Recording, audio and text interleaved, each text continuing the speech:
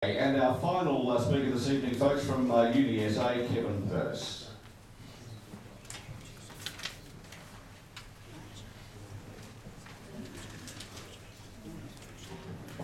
Thanks, David. Thank you, Diane. I thought your comments were probably difficult to make, but you did a great job. So we need more people to speak out. We were talking about fixing the mess. I think most of us have a fairly good idea what the mess is, but it wouldn't hurt to spend a couple of minutes just recapitulating. What's happened is that injured workers have they've been forced to bear the brunt of the mismanagement or the ongoing mismanagement of the WorkCover scheme. And that's happened in two fundamental ways. Firstly, their entitlements, not benefits, their entitlements have been cut. It's very hard, even for people who are reasonably well off, to cope with a 10 or 20% cut in their living standard. Most people on WorkCover get less than $50,000. Quite a few get less than $40,000. So when you get a cut of 20% in particular, that's very, very hard. One other point there, which has also been forgotten, is that it's women workers actually who get it the hardest, because women on average get paid significantly less than men. They're also more heavily represented at or near the minimum wage. But whether you're a man, whether you're a woman, it doesn't make any difference. A 20% cut for something that you weren't really responsible is bad enough. Trying to pay your mortgage, try to make your ends meet, trying to take care of kids is a very, very high price.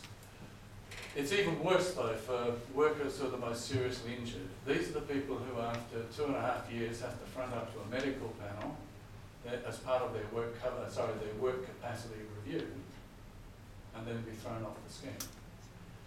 It seems to me that if we had a properly functioning WorkCover scheme, you should be able to rehabilitate or retrain all the people who can be rehabilitated or retrained within 130 weeks. I don't say that that's easy, it's not. But it's the sort of thing which should and can be done.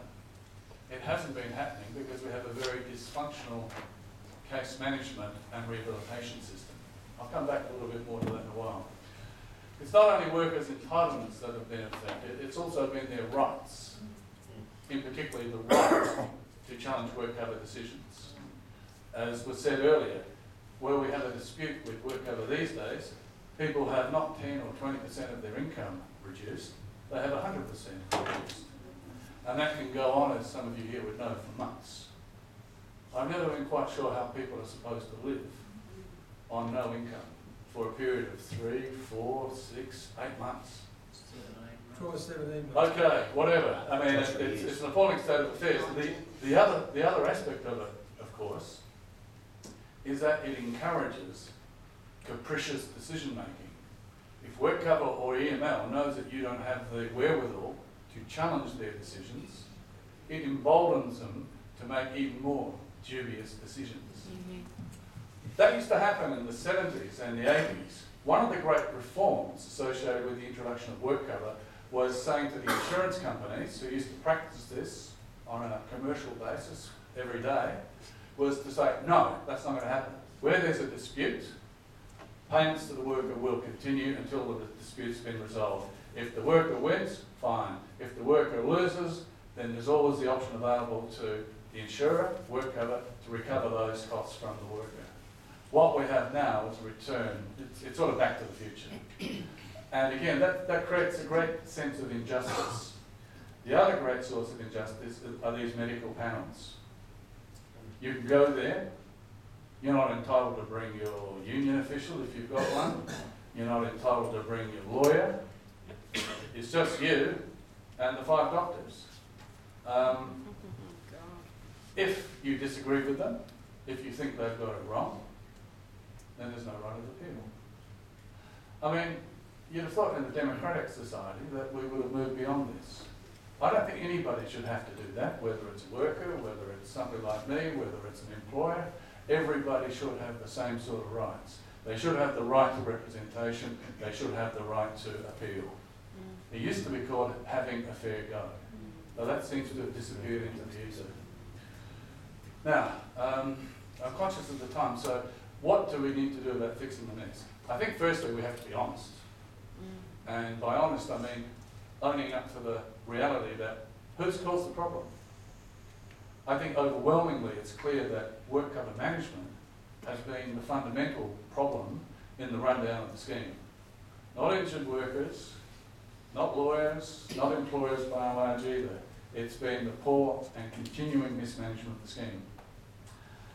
One of those issues I think has been the outsourcing. Doesn't matter whether you have a sole insurer or sole claims agent or 4 or 5.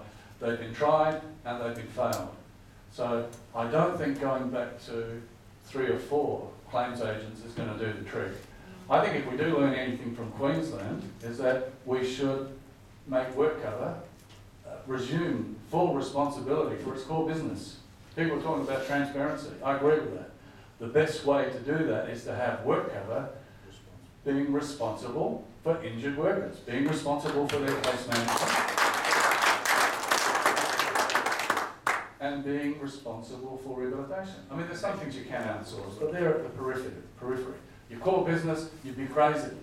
All this stuff is a result, I think, of ideology. You know, somehow the private sector is going to do it better. Well, in lots of areas, the private sector does do things better than government. But in this area, and with our experience over the last 15 years, that ain't so. I'm not saying things would be perfect under a centrally managed scheme again, but I think that's got more prospects of bringing about reform than returning to the future.